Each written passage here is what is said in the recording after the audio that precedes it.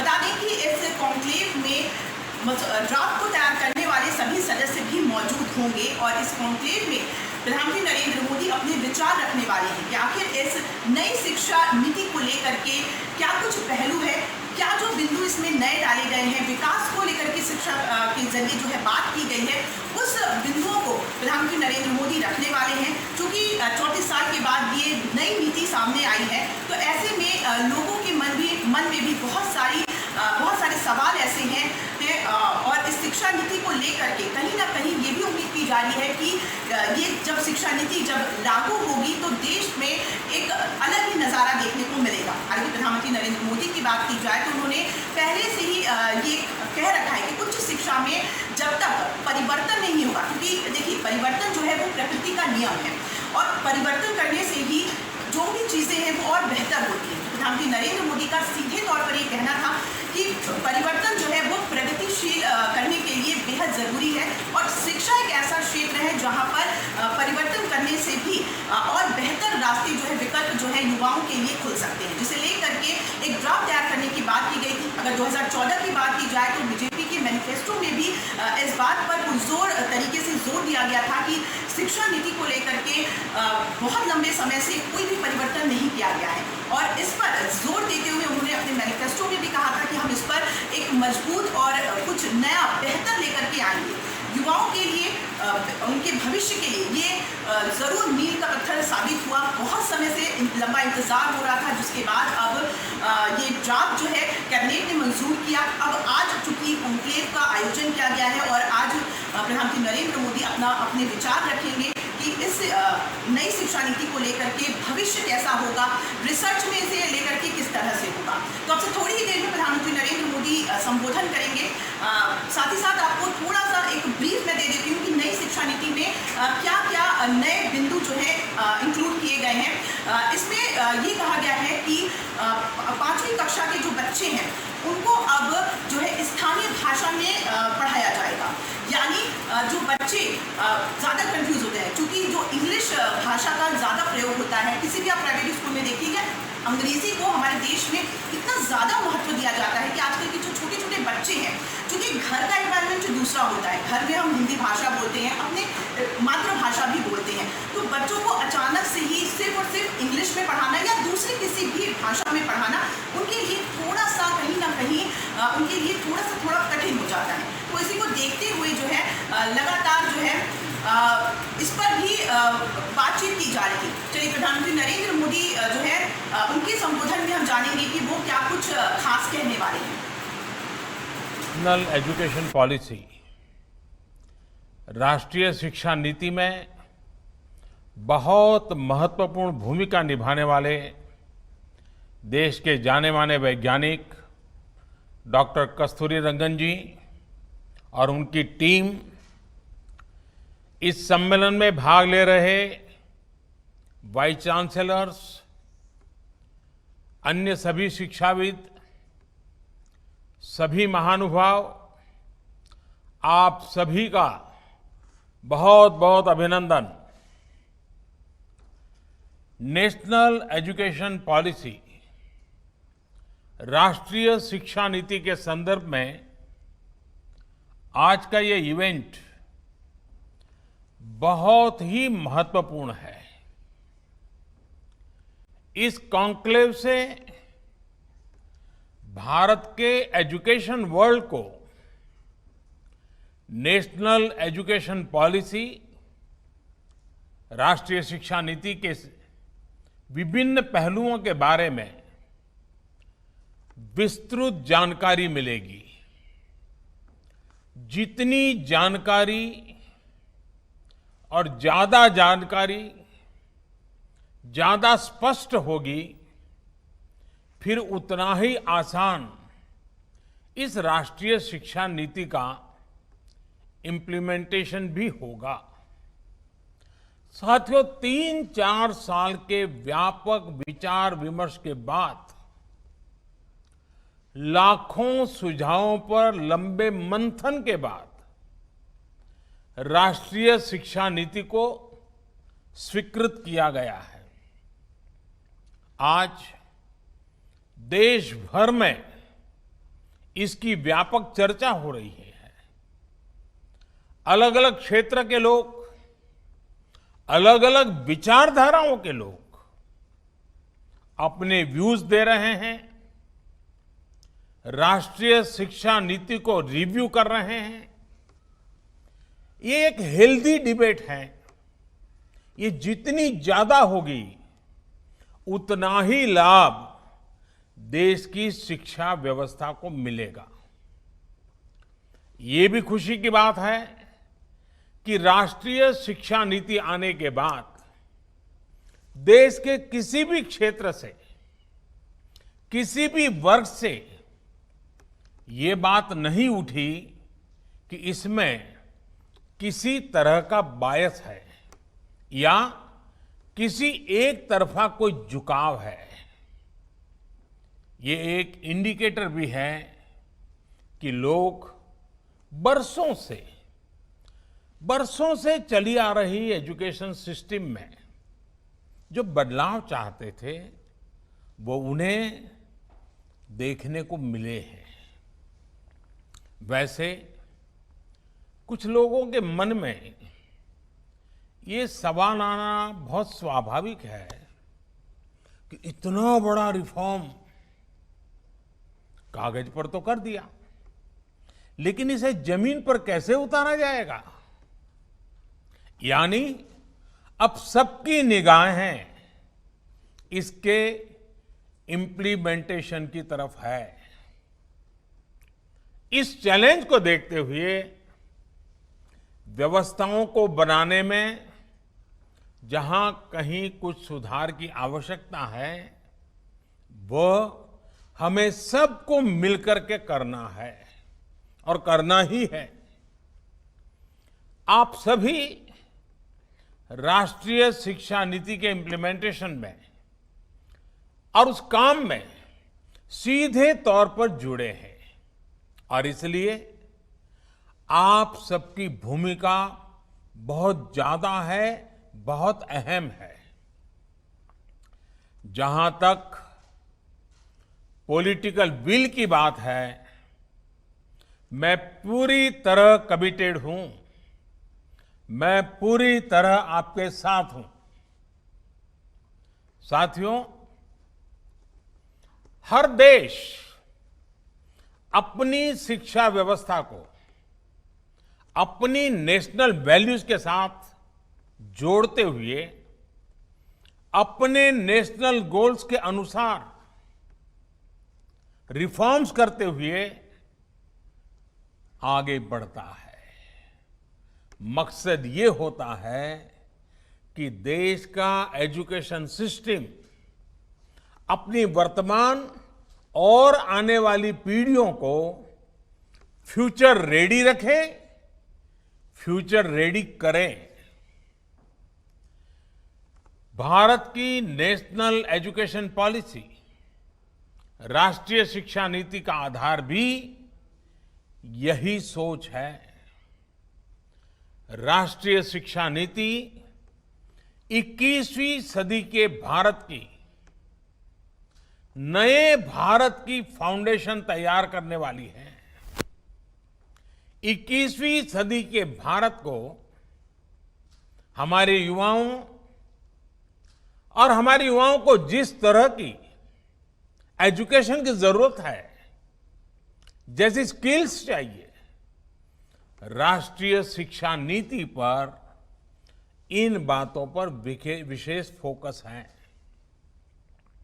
भारत को ताकतवर बनाने के लिए, विकास की नई ऊंचाई पर पहुंचाने के लिए भारत के नागरिकों को और सशक्त करने के लिए, उन्हें ज्यादा से ज्यादा अवसरों के उपयुक्त बनाने के लिए इस एजुकेशन पॉलिसी में खास जोर दिया गया है। जब भारत का स्टूडेंट, चाहे वो नर्सरी में हो या फिर कॉलेज में साइंटिफिक तरीके से पढ़ेगा, तेजी से बदलते हुए समय और तेजी से बदलती जरूरतों के हिसाब से पढ़ेगा तो वो नेशन बिल्डिंग में कंस्ट्रक्टिव भूमिका निभा पाएगा। साथियों, बीते अनेक वर्षों से हमारे एजुकेशन सिस्टम में बड़े बदलाव नहीं हुए थे। परिणाम ये हुआ कि हमारे समाज में क्यूरोसिटी और इमेजिनेशन की वैल्यूज को प्रमोट करने के बजाय भेड़ चाल को ही प्रोत्साहन मिलने लगा था।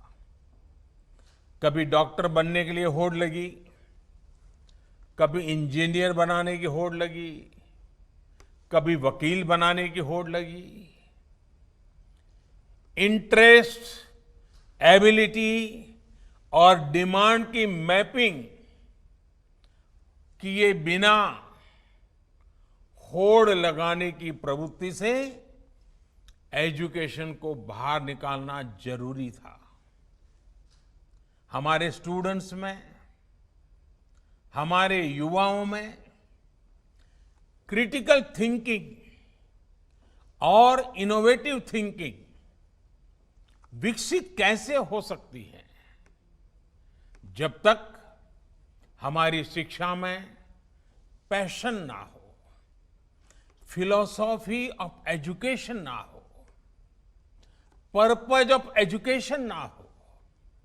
साथियों, आज गुरुवर रविंद्रनाथ ठाकुर की पुण्यतिथि भी है। वो कहते थे, उच्चतम शिक्षा वो है जो हमें सिर्फ जानकारी नहीं देती बल्कि हमारे जीवन को समस्त अस्तित्व के साथ सद्भाव में लाती है। निश्चित तौर पर राष्ट्रीय शिक्षा नीति का बृहद लक्ष्य इसी से जुड़ा है। इसके लिए टुकड़ों में सोचने के बजाय एक होलिस्टिक अप्रोच की जरूरत थी, जिसको सामने रखने में राष्ट्रीय शिक्षा नीति सफल रही है। साथियों, आज जब राष्ट्रीय शिक्षा नीति मूर्त रूप ले चुकी है तो मैं उस समय और सवालों की भी चर्चा आपसे करना चाहता हूं जो हमारे सामने शुरुआती दिनों में आए थे। उस समय जो दो सबसे बड़े सवाल थे वो यही थे कि क्या हमारी शिक्षा व्यवस्था हमारे युवाओं को क्रिएटिव, क्यूरियोसिटी और कमिटमेंट ड्रिवन लाइफ के लिए मोटिवेट करती है। आप लोग इस क्षेत्र में इतने वर्षों से हैं, आपने अपना जीवन शिक्षा के लिए खपा दिया है, समर्पित किया है। आप लोग इसका जवाब बेहतर जानते हैं। साथियों, हमारे सामने दूसरा सवाल था कि क्या हमारी शिक्षा व्यवस्था हमारे युवाओं को एम्पावर करती है, देश में एक एम्पावर्ड सोसाइटी के निर्माण में मदद करती है। आप सब इन सवालों से भी परिचित हैं और जवाबों से भी भली भांति परिचित है। साथियों, आज मुझे संतोष है कि भारत की नेशनल एजुकेशन पॉलिसी, राष्ट्रीय शिक्षा नीति को बनाते समय इन सवालों पर गंभीरता से काम किया गया। साथियों, बदलते समय के साथ एक नई विश्व व्यवस्था, एक नए रंग रूप और व्यवस्थाओं में बदलाव, एक नई विश्व व्यवस्था खड़ी हो रही है। एक नया ग्लोबल स्टैंडर्ड भी तय हो रहा है। इसके हिसाब से भारत का एजुकेशन सिस्टम खुद में बदलाव करे, ये भी किया जाना बहुत जरूरी था। स्कूल करिकुलम के 10+2 स्ट्रक्चर से आगे बढ़कर अब 5+3+3+4 करिकुलम का स्ट्रक्चर देना इसी दिशा में एक कदम है। हमें अपने स्टूडेंट्स को ग्लोबल सिटीजन भी बनाना है और इसका भी ध्यान रखना है कि वे ग्लोबल सिटीजन तो बने, लेकिन साथ साथ अपनी जड़ों से भी जुड़े रहें। जड़ से लेकर के जग तक, मनुष्य से मानवता तक, अतीत से आधुनिकता तक सभी बिंदुओं का समावेश करते हुए इस राष्ट्रीय शिक्षा नीति का स्वरूप तय किया गया है। साथियों, इस बात में कोई विवाद नहीं है कि बच्चों के घर की बोली और स्कूल में पढ़ाई की भाषा एक ही होने से बच्चों के सीखने की गति बेहतर होती है। ये एक बहुत बड़ी वजह है जिसकी वजह से जहां तक संभव हो 5th क्लास तक बच्चों को उनकी मातृभाषा में ही पढ़ाने पर सहमति दी गई है। इससे बच्चों को और बच्चों की नींव तो मजबूत होगी ही, उनके आगे की पढ़ाई के लिए भी उनका बेस और मजबूत होगा। साथियों, अभी तक जो हमारी शिक्षा व्यवस्था है उसमें व्हाट टू थिंक, मैं बहुत जिम्मेवारी से बोल रहा हूं, व्हाट टू थिंक पर फोकस रहा है, जबकि इस शिक्षा नीति में हाउ टू थिंक उस पर बल दिया जा रहा है। ये मैं इसलिए कह रहा हूं कि आज जिस दौर में हम, और ये दौर ऐसा है जहां इंफॉर्मेशन और कंटेंट की कोई कमी नहीं है, एक प्रकार से बाढ़ आई हुई है। हर प्रकार की जानकारी आपके मोबाइल फोन पर अवेलेबल है। जरूरी ये है कि कौन सी जानकारी हासिल करनी है, क्या पढ़ना है। इस बात को ध्यान में रखकर ही राष्ट्रीय शिक्षा नीति में प्रयास किया गया है कि जो पढ़ाई के लिए लंबा चौड़ा सिलेबस होता है, ढेर सारी किताबें होती हैं, उसकी अनिवार्यता को कम किया जाए। अब कोशिश ये है कि बच्चों को सीखने के लिए inquiry based, discovery based, discussion based और एनालिसिस बेस्ड तरीकों पर जोर दिया जाए। इससे बच्चों में सीखने की ललक बढ़ेगी और उनके क्लास में उनका पार्टिसिपेशन भी बढ़ेगा। साथियों, हर विद्यार्थी को, स्टूडेंट को यह अवसर मिलना ही चाहिए कि वो अपने पैशन को फॉलो करे। वो अपनी सुविधा और जरूरत के हिसाब से किसी डिग्री या कोई कोर्स को फॉलो कर सके और अगर उसका मन करे तो वो छोड़ भी सके। अक्सर ऐसा होता है कि कोई कोर्स करने के बाद स्टूडेंट जब जॉब के लिए जाता है तो उसे पता चलता है कि जो उसने पढ़ा है वो जॉब की रिक्वायरमेंट को पूरा नहीं करता। कई स्टूडेंट को अलग अलग वजहों के से बीच में ही कोर्स छोड़कर जॉब करनी पड़ती है।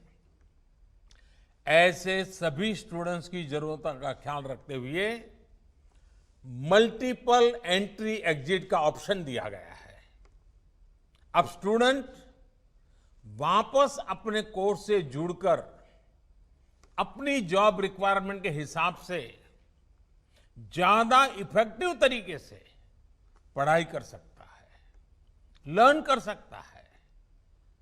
इसका एक और एस्पेक्ट है, जब स्टूडेंट्स को यह भी स्वतंत्रता होगी कि अगर वो कोई कोर्स बीच में छोड़कर दूसरे कोर्स में प्रवेश लेना चाहें तो वो कर सकते हैं। इसके लिए वो पहले कोर्स से एक निश्चित समय तक ब्रेक ले सकते हैं और दूसरा कोर्स ज्वाइन कर सकते हैं। हायर एजुकेशन को स्ट्रीम से मुक्त करने,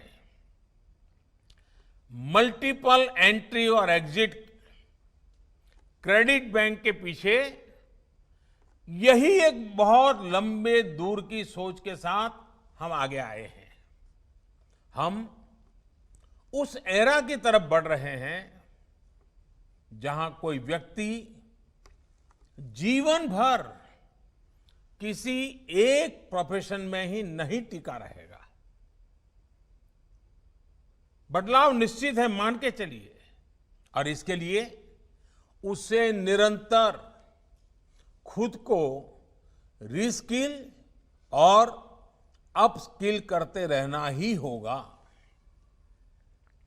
नेशनल एजुकेशन पॉलिसी, राष्ट्रीय शिक्षा नीति में इसका भी बारीकी से ध्यान रखा गया है।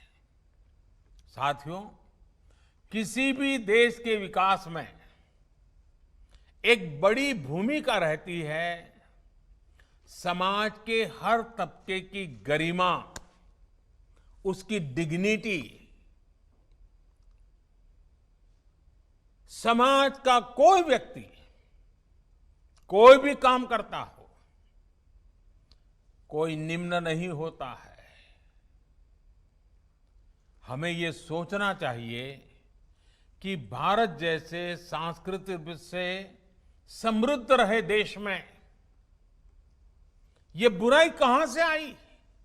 ऊंच नीच का भाव, मेहनत मजदूरी करने वालों के प्रति हीन भाव, इस प्रकार की विकृति हमारे अंदर कैसे घर कर गई?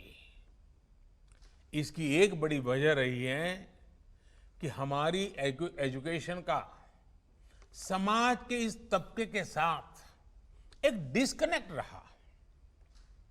जब गांवों में जाएंगे, किसान को, श्रमिकों को, मजदूरों को काम करते देखेंगे, तभी तो उनके बारे में जान पाएंगे, उन्हें समझ पाएंगे वो कितना बड़ा योगदान कर रहे हैं। समाज की आवश्यकताओं की पूर्ति के लिए वो कैसे अपना जीवन खपा रहे हैं। उनके श्रम का सम्मान करना हमारी पीढ़ी को, वर्तमान को, भावी पीढ़ी को सीखना ही होगा। इसलिए राष्ट्रीय शिक्षा नीति में स्टूडेंट एजुकेशन और डिग्निटी ऑफ लेबर, उस पर भी बहुत ध्यान दिया गया है। साथियों, 21वीं सदी के भारत से पूरी दुनिया को बहुत अपेक्षाएं हैं। भारत का सामर्थ्य है कि वो टैलेंट और टेक्नोलॉजी का समाधान पूरी दुनिया को दे सकता है। हमारी इस जिम्मेदारी को भी हमारी एजुकेशन पॉलिसी एड्रेस करती है। राष्ट्रीय शिक्षा नीति में जो भी समाधान सुझाए गए हैं, उससे फ्यूचरिस्टिक टेक्नोलॉजी के प्रति एक माइंडसेट विकसित करने की भावना भी है। अब टेक्नोलॉजी ने हमें बहुत तेजी से, बहुत अच्छी तरह से, बहुत कम खर्च में समाज के आखिरी छोर पर खड़े स्टूडेंट तक पहुंचने का माध्यम दिया है। हमें इसका ज्यादा से ज्यादा उपयोग करना है। इस एजुकेशन पॉलिसी के माध्यम से टेक्नोलॉजी आधारित बेहतर कंटेंट और कोर्स के डेवलपमेंट में बहुत मदद मिलेगी। बेसिक कंप्यूटिंग पर बल हो, कोडिंग पर फोकस हो या फिर रिसर्च पर ज्यादा जोर, ये सिर्फ एजुकेशन सिस्टम ही नहीं बल्कि पूरे समाज की अप्रोच को बदलने का माध्यम बन सकता है। वर्चुअल लैब जैसे कंसेप्ट ऐसे लाखों साथियों तक बेहतर शिक्षा के सपने को ले जाने वाला है जो पहले से ही सब्जेक्ट्स पढ़ ही नहीं पाते थे, जिसमें लैब एक्सपेरिमेंट जरूरी हो। नेशनल एजुकेशन पॉलिसी, राष्ट्रीय शिक्षा नीति हमारे देश में रिसर्च और एजुकेशन के गैप को खत्म करने में भी अहम भूमिका निभाने वाली है। साथियों, जब इंस्टीट्यूशंस और इंफ्रास्ट्रक्चर में ये रिफॉर्म्स रिफ्लेक्ट होंगे, तभी राष्ट्रीय शिक्षा नीति को अधिक प्रभावी और त्वरित गति से इंप्लीमेंट किया जा सकेगा। आज समय की मांग है कि इनोवेशन और एडॉप्शन की जो वैल्यूज हम समाज में निर्मित करना चाहते हैं, वो खुद हमारे देश के इंस्टीट्यूशन से शुरू होनी चाहिए और जिसका नेतृत्व आप सबके पास है। जब हम एजुकेशन और विशेष हायर एजुकेशन को एम्पावर्ड सोसाइटी के निर्माता के रूप में खड़ा करना चाहते हैं, तो इसके लिए हायर एजुकेशन इंस्टीट्यूशंस को भी एम्पावर करना जरूरी है। और मैं जानता हूं, जैसे ही इंस्टीट्यूशंस को एम्पावर करने की बात आती है, तो उसके साथ ही एक और शब्द चला आता है, और वो शब्द आप भली बात ही जानते हैं। वो शब्द क्या है? ऑटोनॉमी। ऑटोनॉमी। आप भी जानते हैं कि ऑटोनॉमी को लेकर हमारे यहां दो तरह के मत पूरे देश में प्रवर्तमान है।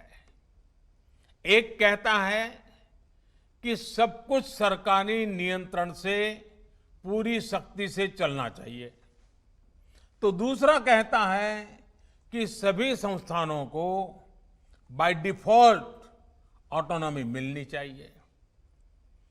पहली अप्रोच में नॉन गवर्नमेंट संस्थानों के प्रति मिसट्रस्ट दिखता है, तो दूसरी अप्रोच में ऑटोनॉमी को एंटाइटलमेंट के रूप में भी ट्रीट किया जाता है।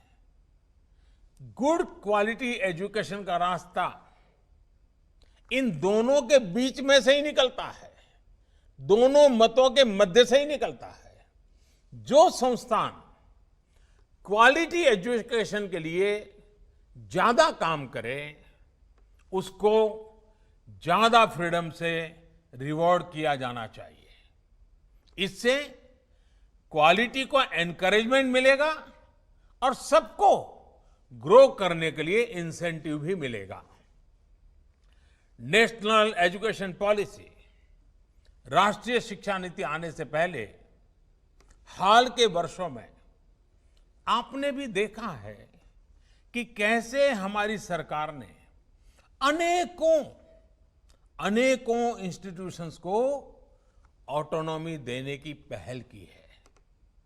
मुझे उम्मीद है राष्ट्रीय शिक्षा नीति का जैसे जैसे विस्तार होगा, शिक्षा संस्थानों को ऑटोनॉमी की प्रक्रिया भी और तेज होगी। साथियों, देश के पूर्व राष्ट्रपति, महान वैज्ञानिक डॉक्टर एपीजे अब्दुल कलाम कहा करते थे, The purpose of education is to make good human beings with skill and expertise. Enlightened human beings can be created by teachers. वाकई शिक्षा व्यवस्था में बदलाव देश को अच्छे स्टूडेंट्स, अच्छे प्रोफेशनल्स और उत्तम नागरिक देने का बहुत बड़ा माध्यम आप सभी हैं, आप सभी टीचर्स ही हैं, प्रोफेसर्स ही हैं। शिक्षा जगत से जुड़े आप ही लोग इस काम को करते हैं और कर सकते हैं। इसलिए नेशनल एजुकेशन पॉलिसी, राष्ट्रीय शिक्षा नीति में डिग्निटी ऑफ टीचर्स का भी ध्यान रखा गया है। एक प्रयास ये भी है कि भारत का जो टैलेंट है वो भारत में ही रहकर आने वाली पीढ़ियों का विकास करे। राष्ट्रीय शिक्षा नीति में टीचर ट्रेनिंग पर बहुत जोर है। वो अपनी स्किल्स लगातार अपडेट करते रहें, इस पर बहुत जोर है। I believe when a teacher learns a nation leads. साथियों, नेशनल एजुकेशन पॉलिसी, राष्ट्रीय शिक्षा नीति को अमल में लाने के लिए हम सभी को एक साथ संकल्पबद्ध होकर काम करना है। यहां से universities, colleges, school education boards, अलग अलग स्टेट्स, अलग अलग स्टेक होल्डर्स के साथ संवाद और समन्वय का नया दौर शुरू होने वाला है। आप सभी साथी, क्योंकि हायर एजुकेशन के सबसे शीर्ष संस्थानों के शीर्ष में है, तो आपकी जिम्मेदारी ज्यादा है। मेरा आग्रह है कि राष्ट्रीय शिक्षा नीति पर लगातार वेबिनार करते रहिए, डिस्कशंस करते रहिए, नीति के लिए रणनीति बनाइए, रणनीति को लागू करने के लिए रोड मैप बनाइए, रोड मैप के साथ टाइमलाइन जोड़िए, उसको इंप्लीमेंट करने के लिए रिसोर्सेज, ह्यूमन रिसोर्सेज, इस सबको जोड़ने की योजना बनाइए। और ये सारा चीजें नई नीति के प्रकाश में आप ही को करना है। राष्ट्रीय शिक्षा नीति सिर्फ एक सर्कुलर नहीं है। राष्ट्रीय शिक्षा नीति सिर्फ सर्कुलर जारी करके, नोटिफाई करके इंप्लीमेंट नहीं हो सकती है। इसके लिए मन बनाना होगा। आप सभी को दृढ़ इच्छा शक्ति दिखानी होगी। भारत के वर्तमान और भविष्य को बनाने के लिए, आपके लिए, हम सब के लिए ये एक महायज्ञ है। 21वीं सदी में मिला हुआ एक बहुत बड़ा हमें अवसर है। हमारे इन प्रयासों से पूरी शताब्दी को एक दिशा मिलने वाली है। और इसमें इस गौरवपूर्ण अध्याय में जुड़ने के लिए मैं आपको निमंत्रित देता हूं। इसमें आपका योगदान बहुत आवश्यक है। इस कॉन्क्लेव को देख रहे, सुन रहे प्रत्येक का योगदान आवश्यक है। मुझे विश्वास है इस कॉन्क्लेव में राष्ट्रीय शिक्षा नीति के इफेक्टिव इंप्लीमेंटेशन को लेकर बेहतर सुझाव, बेहतर समाधान निकल करके आएंगे। और मैं विशेष रूप से आज जब मुझे अवसर मिला है तो सार्वजनिक रूप से डॉक्टर कस्तूरीरंगन जी का, उनकी पूरी टीम का बहुत बहुत अभिनंदन करता हूं, बहुत बहुत धन्यवाद करता हूं। ये काम छोटा नहीं था, बहुत बड़ा काम था। बहुत लोगों के सुझाव थे, बहुत अपेक्षाएं थी, और फुल स्टॉप कॉमा भी उधर उधर हो जाता तो पता नहीं क्या हो जाता। और इसलिए कस्तूरी रंगन जी और उनकी टीम ने कितनी बारीकी से एक तपस्या की तरह इस काम को किया होगा, तब जाकर के संपूर्णतः विवादों से मुक्त, विश्वास से भरी हुई, सपनों को संवारने वाली, संकल्प को ताकत देने वाली और सिद्धि में अटूट श्रद्धा के साथ ये नई शिक्षा नीति हमारे सामने आई है। मुझे विश्वास है कि देश के भावी पीढ़ी के उज्जवल भविष्य के लिए, वर्तमान पीढ़ी के सामर्थ्य को बढ़ाने के लिए ये नई शिक्षा नीति बहुत काम आएगी। मैं फिर एक बार शिक्षा जगत के आप सभी महानुभावों को प्रणाम करते हुए बहुत बहुत शुभकामनाएं देता हूं, बहुत बहुत आभार व्यक्त करता हूं।